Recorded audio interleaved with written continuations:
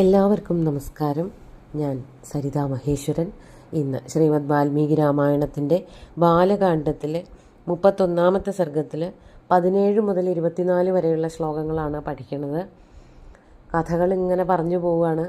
വരണസർഗത്തിലുമൊക്കെ അതെ, ഓരോരോ പ്രദേശങ്ങളിലേക്ക് വിശ്വാമിത്രനും രാമലക്ഷ്മണന്മാരും പ്രവേശിക്കുന്നു. ആ പ്രദേശത്തിൻ്റെ പ്രത്യേകതകൾ എന്തൊക്കെയാണ് എന്നുള്ളത് വിശ്വാമിത്രൻ കുട്ടികൾക്ക് പറഞ്ഞു കൊടുക്കുന്നു. അങ്ങനെയാണ് ഇനി കഥ മുമ്പാക്കം പോണത്. അപ്പോൾ ഇവർ ഈ തൽക്കാലം ഇവിടെ നിന്ന് യാത്രയായിട്ട്, സിദ്ധാശ്രമത്തിൽ നിന്ന് യാത്രയായിട്ട് മിഥിലയിലേക്ക് പോകാനാണ് പുറപ്പെട്ടതെന്ന് കഴിഞ്ഞ ദിവസം പറഞ്ഞു. കൂടെ മറ്റ് ഋഷീശ്വരന്മാരുണ്ടായിരുന്നു. എല്ലാവരും കൂടിയിട്ടുള്ള യാത്രയെ പറ്റിയിട്ടാണ് ഈ ഒരു സർഗത്തിൽ അവസാനം വരെ വർണ്ണിക്കുന്നത്. നമുക്ക് ആദ്യം 17-ാമത്തെ ശ്ലോകം നോക്കാം. തം വ്രജന്തം മുനിവരം അന്വഗാദനുസാരിണാം ശകടീശതമാത്രം തു പ്രയാണേ ബ്രഹ്മവാദിനാം. തം വ്രജന്തം മുനിവരം, അങ്ങനെ മിഥിലാപുരിയിലേക്ക് പുറപ്പെട്ട ആ മുനിവരനെ, വിശ്വാമിത്ര മഹർഷിയെ, അന്വഗാദ്, കുറേ പേര് പിന്തുടർന്ന് യാത്രയായി. അതാണ് അന്വഗാദ് എന്ന് പറഞ്ഞാൽ കൂടെ പോയി. അതാരൊക്കെയായിരുന്നു, എങ്ങനെയൊക്കെയാണ് പോയത്? അനുസാരിണാം, അനുസാരികളെന്ന് പറഞ്ഞാൽ കൂടെ പോകുന്നവർ, പുറകെ പോകുന്നവർ, കൂട്ടത്തിൽ പോകുന്നവരെന്നൊക്കെ അർത്ഥം. അവർ ബ്രഹ്മവാദിനാം, ബ്രഹ്മവാദികളെന്ന് പറഞ്ഞാൽ വിശ്വാമിത്രനെ പോലെ തന്നെ ബ്രഹ്മത്തെപ്പറ്റി മനസ്സിലാക്കിയവരും ബ്രഹ്മത്തെപ്പറ്റി പഠിപ്പിച്ചു കൊടുക്കുന്നവരുമായിട്ടുള്ള ഋഷീശ്വരന്മാർ. അവർ 100 കണക്കിന് വണ്ടികളിലാണ് യാത്ര പോയത്. അതാണ് ശതമാത്രം ശകടി, ശതമാത്രം 100 കണക്കിന് ശകടി വണ്ടികളിൽ കയറിയിട്ടാണ് പ്രയാണേ അന്വഗാദ്, ഇവരുടെ കൂടെ യാത്രയിൽ ഈ ഋഷീശ്വരന്മാർ പോയത്. വിശ്വാമിത്രനും ശ്രീരാമനും ലക്ഷ്മണനും കൂടിയിട്ട് നടന്നുപോയി. അവരുടെ പിന്നാലെ അപ്പോഴോ അല്ലെങ്കിൽ അതിൻ്റെ വലിയ താമസം കൂടാതെ അവരുടെ കൂട്ടത്തിൽ ധാരാളം ഋഷീശ്വരന്മാർ സിദ്ധാശ്രമത്തിൽ നിന്ന് പോയി. അവർ വണ്ടികളിൽ കയറിയിട്ട് 100ഓളം വണ്ടികൾ ആ യാത്രയിൽ ഉണ്ടായിരുന്നു എന്നാണ് പറയണത്. അതാണ് വ്രജന്തം തം മുനിവരം അനുസാരിണാം ബ്രഹ്മവാദിനാം ശകടി ശതമാത്രം ശകടി പ്രയാണേ അന്വഗാദ്. 100 കണക്കിന് വണ്ടികൾ വിശ്വാമിത്രൻ്റെ പുറകെ ആയിട്ട് യാത്രയായി. അപ്പോൾ അവിടെ ഉണ്ടായിരുന്ന പക്ഷിമൃഗാദികളൊക്കെ എന്താ ചെയ്തതെന്ന് പറയാണ് 18-ാമത്തെ ശ്ലോകത്തിൽ. മൃഗപക്ഷിഗണാശ്ചൈവ സിദ്ധാശ്രമനിവാസിന അനുജഗ്മുർമഹാത്മാനം വിശ്വാമിത്രം തപോധനം. സിദ്ധാശ്രമത്തിലുണ്ടായിരുന്ന മൃഗങ്ങൾ, പക്ഷികൾ, അവരൊക്കെ വിശ്വാമിത്രനെ പിന്തുടർന്നു. അതാണ് മൃഗപക്ഷിഗണാഹ, മൃഗഗണാഹ പക്ഷിഗണാഹ സിദ്ധാശ്രമ നിവാസിന. സിദ്ധാശ്രമത്തിൽ വസിച്ചുകൊണ്ടിരുന്ന മൃഗപക്ഷികളൊക്കെ തന്നെ മഹാത്മാനം തപോധനം വിശ്വാമിത്രം അനുജഗ്മു, മഹാത്മാവായിട്ടുള്ള തപോധനനായിട്ടുള്ള ആ വിശ്വാമിത്രൻ്റെ പിന്നാലെ പോയി. അതായത് വിശ്വാമിത്രൻ പോയപ്പോൾ വിശ്വാമിത്രൻ്റെ കൂടെ അവിടുത്തെ പക്ഷിമൃഗാദികളും ഒക്കെ സഞ്ചരിച്ചു എന്നർത്ഥം. അതായത് ഋഷീശ്വരന്മാർ മാത്രമൊന്നുമല്ല, അവിടെ ഉണ്ടായിരുന്ന പക്ഷികളും മൃഗങ്ങളും വരെ വിശ്വാമിത്രനെ അനുഗമിച്ചു. അങ്ങനെ വിശ്വാമിത്രൻ കുറച്ചു ദൂരം പോയപ്പോൾ എന്തു ചെയ്തു? നിവർത്തയാമാസ തതഃ സർഷിസംഘഃ സപക്ഷിണഃ തേ ഗത്വാ ദൂരമധ്വാനം ലംബമാനേ ദിവാകരേ. തതഃ, അതിനുശേഷം സർഷിസംഘഃ സപക്ഷിണഃ, ഋഷിമാരോട് കൂടിയിട്ടും അതുപോലെ പക്ഷി മൃഗാദികളോടൊക്കെ കൂടി സഞ്ചരിക്കുന്നവനായിട്ടുള്ള ആ തപോധനനായിട്ടുള്ള വിശ്വാമിത്രൻ നിവർത്തയാമാസ, നിവർത്തയാമാസ എന്ന് വെച്ചാൽ തിരിച്ചു പറഞ്ഞയച്ചു. ഈ പക്ഷികളെയും മൃഗങ്ങളെയൊക്കെ തിരിച്ചു പറഞ്ഞയച്ചു. ഋഷിമാരാരും പോയില്ല. ഋഷിമാർ യാഗത്തിന് ആവശ്യമുള്ള സാധനങ്ങളൊക്കെ കൊണ്ടാണ് അവർ ഈ വണ്ടികളിൽ, കാളവണ്ടികളിലും ഒക്കെയായിട്ട് സഞ്ചരിച്ച് വന്നത്. അപ്പോൾ അവർ തിരിച്ചു പോയില്ല. പക്ഷി മൃഗാദികളെയൊക്കെ വിശ്വാമിത്രൻ തിരിച്ചയച്ചു. അങ്ങനെ കുറച്ച് ദൂരം നടന്നിട്ട് തേ ഗത്വാ ദൂരം അധ്വാനം, ദൂരം അധ്വാനം ഗത്വ, ദൂരം അധ്വാനം, അധ്വാവ് എന്ന് പറഞ്ഞാൽ വഴിയാണ്. അങ്ങനെ കുറേ ദൂരം നടന്നപ്പോൾ, സഞ്ചരിച്ചപ്പോൾ ലംബമാനേ ദിവാകരെ, ദിവാകരെ ലംബമാനേ സതി, ദിവാകരൻ സൂര്യൻ പടിഞ്ഞാറ് പോയി അസ്തമിക്കാറായപ്പോൾ ഈ പക്ഷിമൃഗാദികളെയൊക്കെ തിരിച്ചയച്ചുകൊണ്ട് അവരൊരു ദിക്കിൽ അന്നത്തെ രാത്രി കഴിച്ചു കൂട്ടാനായിട്ട് പുറപ്പെടുകയാണ്. അതിനുള്ള പുറപ്പാടാണ് പറയണത്. അതാണ് അടുത്ത ശ്ലോകത്തിൽ. വാസം ചക്രുർമുനിഗണാ ശോണാകൂലേ സമാഹിതാ തേ സ്തംഗതേ ദിനകരേ സ്നാത്വാ ഹുതഹുതാശനാ. അടുത്ത ശ്ലോകം കൂടി നോക്കാം. വിശ്വാമിത്രം പുരസ്കൃത്യ നിഷേതുരമിതൗജസ രാമോപി സഹ സൗമിത്രിർമുനീം സ്ഥാനഭിപൂജ്യ ച. അങ്ങനെ എല്ലാവരെയും തിരിച്ച് പറഞ്ഞയച്ചതിന് ശേഷം വൈകുന്നേരമായല്ലോ. അവരെല്ലാവരും കൂടിയിട്ട് ഒരു ദിക്കിൽ രാത്രി കഴിച്ചു കൂട്ടാൻ വേണ്ടി പുറപ്പെട്ടു. അതാണ് വാസം ചക്രുർ മുനിഗണാഹ ശോണാകൂലേ സമാഹിതാഹ. ശോണാകൂലം, ശോണ എന്ന് പറഞ്ഞാൽ ഒരു നദിയാണ്. സുവർണ നദി എന്ന് പറയുന്നുണ്ട്, സോനാ നദി എന്നൊക്കെ അതിന് പേരുണ്ട്. ആ നദിയുടെ തീരത്ത് എല്ലാവരും കൂട്ടം കൂടിയിട്ട് അവിടെ അന്നത്തെ രാത്രി കഴിച്ചു കൂട്ടാം എന്ന് വിചാരിച്ചു. അപ്പോൾ അതിനു മുമ്പ് സന്ധ്യയായി. അസ്തംഗതേ ദിനകരേ, സന്ധ്യയായപ്പോൾ, സൂര്യൻ മറയാറായപ്പോൾ എല്ലാവരും അവരെല്ലാവരും കൂടി ചേർന്നിട്ട്, വിശ്വാമിത്രനും ബാലകന്മാരും മറ്റു ഋഷിമാരും എല്ലാവരും കൂടി ചേർന്നിട്ട് എന്തു ചെയ്തു? സ്നാത്വ, കുളിച്ചിട്ട്, ഹുതാശനാഹ, അഗ്നി ജ്വലിപ്പിച്ചു. അപ്പോൾ എല്ലാ ഋഷിമാരും കൂടി വരണത് ഇങ്ങനെയുള്ള സാധനങ്ങളൊക്കെ കൊണ്ടായിരിക്കും. അങ്ങനെ ആ നദിയുടെ തീരത്ത് അഗ്നി ജ്വലിപ്പിച്ചിട്ട് എല്ലാവരും അഗ്നിയെ പൂജ ചെയ്തുകൊണ്ട്, അഗ്നിക്ക് പൂജകളൊക്കെ ചെയ്തുകൊണ്ട്, ആഹുതികളൊക്കെ അർപ്പിച്ചതിന് ശേഷം എന്തു ചെയ്തു? വിശ്വാമിത്രം പുരസ്കൃത്യ നിഷേധു.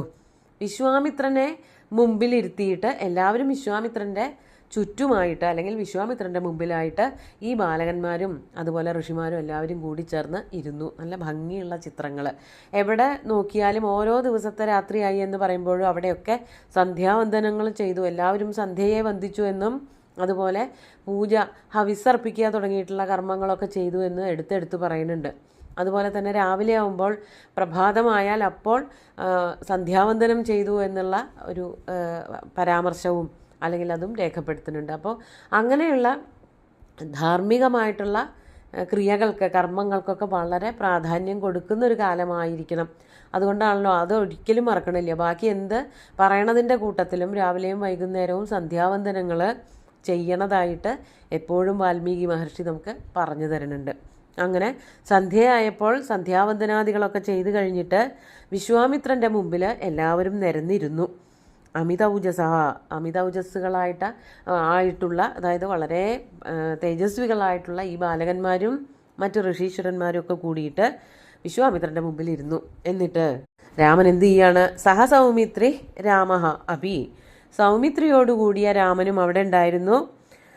അവർ രണ്ടുപേരും മുനീം സ്ഥാൻ അഭിപൂജ്യ, അവിടെ വന്നിട്ടുള്ള കൂടെ പുറപ്പെട്ടവരായിട്ടുള്ള സകല മുനിമാരെയും, മുനീൻ താൻ, അതാണ് മുനീം സ്ഥാൻ എന്ന് പറയുന്നത്, സന്ധി ചേർന്നിട്ട്, മുനിമാരെ എല്ലാവരെയും അഭിപൂജ്യ, വന്ദിച്ചിട്ട് വിശ്വാമിത്രൻ്റെ മുമ്പിൽ വന്നിരിക്കുകയാണ്. എന്നിട്ട് പറയാണ്, 22ാമത്തെ ശ്ലോകം നോക്കാം. അഗ്രതോ നിഷസാദാഥ വിശ്വാമിത്രസ്യ ധീമത അധരാമോ മഹാതേജ വിശ്വാമിത്രം തപോധനം പപ്രച്ഛ മുനിശാർദൂലം കൗതൂഹലസമന്വിതം ഭഗവൻ കോന്വയം ദേശ സമൃദ്ധവനശോഭിത. അഗ്രതോ നിഷസാദ, അഗ്രത എന്ന് പറഞ്ഞാൽ മുമ്പിൽ തന്നെ, വിശ്വാമിത്രൻ്റെ മുമ്പിൽ തന്നെ, ഏറ്റവും മുമ്പിൽ ശ്രീരാമനും ലക്ഷ്മണനുമാണ് ഇരിക്കുന്നത്. കഥ കേൾക്കാനും അവിടുത്തെ ദേശത്തിൻ്റെയും കാലത്തിൻ്റെയും കഥകൾ, ചരിത്രങ്ങൾ, ഇതൊക്കെ കേൾക്കാൻ വേണ്ടിയിട്ട് ഉത്സാഹഭരിതരായിട്ടുള്ള രണ്ട് ബാലകന്മാർ ആയിരുന്നു ശ്രീരാമനും ലക്ഷ്മണനും. അവർ രണ്ടുപേരും വിശ്വാമിത്രൻ്റെ മുമ്പിൽ വന്നിരുന്നിട്ട് വിശ്വാമിത്രസ്യ ധീമത അഗ്രതോ നിഷസാദ, ആ ധീമാനായിട്ടുള്ള ബുദ്ധിമാനായിട്ടുള്ള വിശ്വാമിത്രൻ്റെ മുമ്പിൽ തന്നെ രണ്ടുപേരും സ്ഥാനം പിടിച്ചു. എന്നിട്ട് മഹാതേജസ്വിയായിട്ടുള്ള രാമൻ, മഹാതേജ രാമ വിശ്വാമിത്രം തപോധനം പപ്രച്ഛ, തപോധനനായിട്ടുള്ള വിശ്വാമിത്രനോട് ഇപ്രകാരം ചോദിച്ചു. അപ്പോൾ വിശ്വാമിത്രൻ്റെ വിശേഷണങ്ങൾ അടുത്ത ശ്ലോകത്തിലും വരുന്നുണ്ട്. മുനിശാർദൂലം കൗതൂഹല സമന്വിതം, ശ്രീരാമനും ലക്ഷ്മണനും ഇനി എന്തൊക്കെയാണ് തന്നോട് ചോദിക്കാൻ പോണത് എന്ന് വളരെ വാത്സല്യത്തോടു കൂടിയിട്ടുള്ള ഒരു ജിജ്ഞാസ, കൗതൂഹലത്തോടു കൂടിയിരിക്കുന്ന ആ വിശ്വാമിത്രനോട്. കുട്ടികളോടുള്ള വാത്സല്യം ഇങ്ങനെ മുഖത്ത് പ്രകടമാവുന്നുണ്ട്. അവരെന്തൊക്കെയാണ് ചോദിക്കണേ, ഇനി എന്തൊക്കെയാണ് അവരോട് പറഞ്ഞു കൊടുക്കേണ്ടത് എന്നുള്ള ആ വാത്സല്യം മുഖത്ത് സ്പഷ്ടമാവുന്നുണ്ട്. അതുകൊണ്ടാണ് കൗതൂഹല സമന്വിതം. ശ്രീരാമനോടും ലക്ഷ്മണനോടും ഉള്ളതായ വാത്സല്യത്തോടു കൂടി, എന്നാൽ അവർ വളരെ വീരന്മാരാണെന്നും രാജകുമാരന്മാരാണെന്നൊക്കെ അംഗീകരിക്കുന്നുണ്ട്. പക്ഷേ കുട്ടികളാണല്ലോ. അപ്പോൾ അങ്ങനെ അവരോടുള്ള ആ സ്നേഹഭാവത്തോടു കൂടിയിരിക്കുന്ന വിശ്വാമിത്രനോട് ശ്രീരാമൻ ചോദിക്കുകയാണ്, ഭഗവൻ കോന്വയം ദേശ സമൃദ്ധവനശോഭിത. ഓരോ പ്രദേശങ്ങൾക്കും ഓരോ സ്വഭാവങ്ങളാണുള്ളത്. നല്ല ഇരുട്ടുമൂടിയ പച്ചപ്പുറ്റതായിട്ടുള്ള ഒരു ആശ്രമത്തിൽ നിന്നാണ് അവരിപ്പോൾ പോകുന്നത്. അതിൻ്റെ പേരായിരുന്നു സിദ്ധാശ്രമം എന്ന്. ഇപ്പം ചോദിക്കുകയാണ്, കോന്വയം ദേശ, ഈ ദേശം ഏതാണ്? സമൃദ്ധമായിട്ടുള്ള വനങ്ങളുള്ളതായ, എന്നാൽ ഇരുട്ടടഞ്ഞത് അങ്ങനെയൊന്നുമല്ല, വ്യത്യാസമുണ്ട്. വളരെ സമൃദ്ധിയുള്ളതായിട്ടുള്ള ഒരു പ്രദേശമാണ്.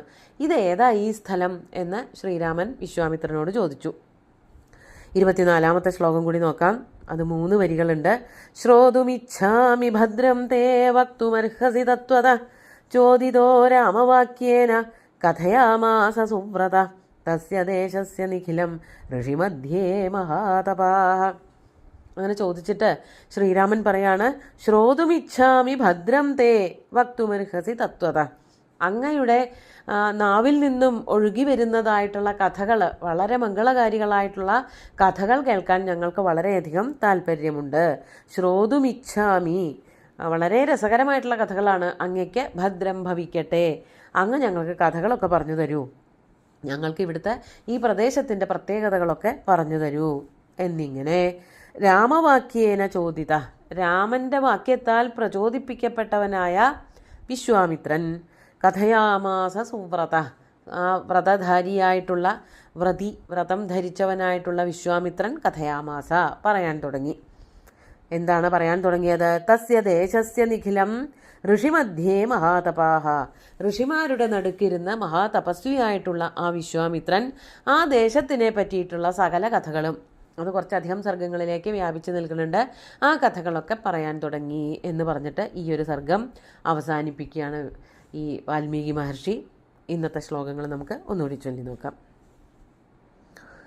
തം വ്രജന്തം മുനിവരം അന്വഗാദനുസാരിണാം ശകടീശതമാത്രം തു പ്രയാണേ ബ്രഹ്മവാദിനാം മൃഗപക്ഷിഗണാശ്ചൈവ സിദ്ധാശ്രമനിവാസിനഃ അനുജഗ്മുർമഹാത്മാനം വിശ്വാമിത്രം തപോധനം നിവർത്തയാമാസ തതഃ സർഷിസംഘഃ സപക്ഷിണഃ തേ ഗത്വാ ദൂരമധ്വാനം ലംബമാനേ ദിവാകരേ വാസം ചക്രുർമുനിഗണാഃ ശോണാകൂലേ സമാഹിതാഃ തേസ്തം ഗതേ ദിനകരേ സ്നാത്വാ ഹുതഹുതാശനാഃ വിശ്വാമിത്രം പുരസ്കൃത്യ നിഷേതുരമിതൗജസ രാമോപി സഹ സൗമിത്രം മുനീം സ്ഥാനഭിഭൂജ്യ ച അഗ്രതോ നിഷസാദാഥ വിശ്വാമിത്രസ്യ ധീമത അഥ രാമോ മഹാതേജ വിശ്വാമിത്രം തപോധനം പപ്രച്ഛ മുനിശാർദൂലം കൗതൂഹലസമന്വിതം ഭഗവൻ കോന്വയം ദേശസമൃദ്ധമനശോഭിത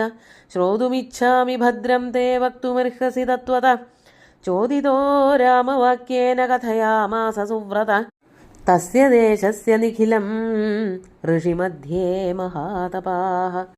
ഈ ശ്ലോകത്തിൽ പറഞ്ഞ ശോണാ നദി, അതിനെ സുവർണ നദി എന്ന് പറയണത്, അതിലെ മണലുകൾക്കൊക്കെ ഭയങ്കര നിറാണ്, സ്വർണത്തിൻ്റെ നിറാണത്തെ. അത് ലീലാവതി ടീച്ചർ സൂചിപ്പിക്കുന്നുണ്ട്. മൈനാകം എന്ന മലയിൽ നിന്ന് ഉദ്ഭവിച്ച് ഈ ശോണാ നദി അല്ലെങ്കിൽ സുവർണ നദി ഗംഗയിൽ പോയി ചേരുകയാണ് ചെയ്യണത്. അതിൻ്റെ മണലിന് നല്ല മഞ്ഞ നിറമുള്ളത് കൊണ്ടാണ് ആ നദിക്ക് സ്വർണ്ണ നദി എന്ന് പറയണത്. ഈ നദിയിൽ നിന്ന് കിട്ടുന്ന ചില ശിവലിംഗങ്ങൾ കിട്ടുന്നുണ്ട് അത്രേ. അതൊക്കെ നല്ല മിനുത്ത നീണ്ടുരുണ്ട കല്ലുകളാണ്. അവ ശിവലിംഗമായിട്ട് സാളഗ്രാമം പോലെയൊക്കെ പൂജയ്ക്കായിട്ട് ഉപയോഗിക്കുന്നുണ്ട് എന്നും സൂചിപ്പിച്ചിട്ടുണ്ട്. ഇന്നത്തെ സുന്ദരമായിട്ടുള്ള ശ്ലോകങ്ങൾ ഭഗവാൻ ശ്രീരാമചന്ദ്രൻ്റെ കാൽക്കൽ അർപ്പിച്ചുകൊണ്ട് ഗുരുവായൂരപ്പനെ സാഷ്ടാംഗം നമസ്കരിച്ചുകൊണ്ട് എല്ലാവർക്കും ശുഭദിനം നേർന്നു നിർത്തട്ടെ. നന്ദി.